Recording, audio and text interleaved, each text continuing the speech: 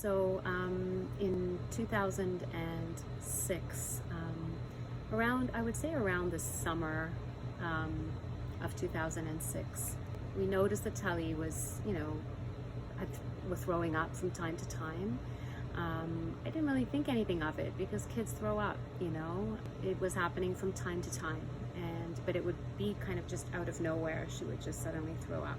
Like there wasn't any warning that she wasn't feeling well or anything. And then I remember in September of that year, she was going to a daycare with her twin brother, and the teacher had mentioned to me that she had been a little bit lethargic over a couple of days. I think she threw up at school. And then it was around the end of October. In fact, it was October 28th, 2006, where she became very, very lethargic. And at that point, we just assumed that it was dehydration, because that's what happens when kids throw up a lot and you think they're dehydrated. But we knew that, we should take her in just to make sure that everything was okay.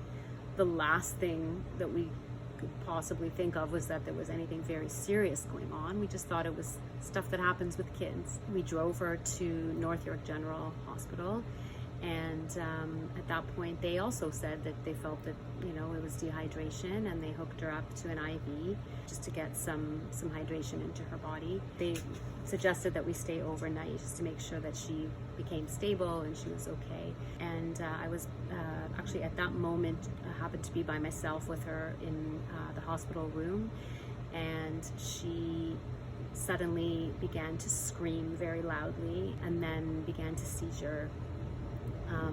At that point, a team of doctors suddenly appeared in the room, and I felt like I was on the outside watching a movie or something. They were trying to stabilize her. In the end, they did stabilize her, and they induced a coma.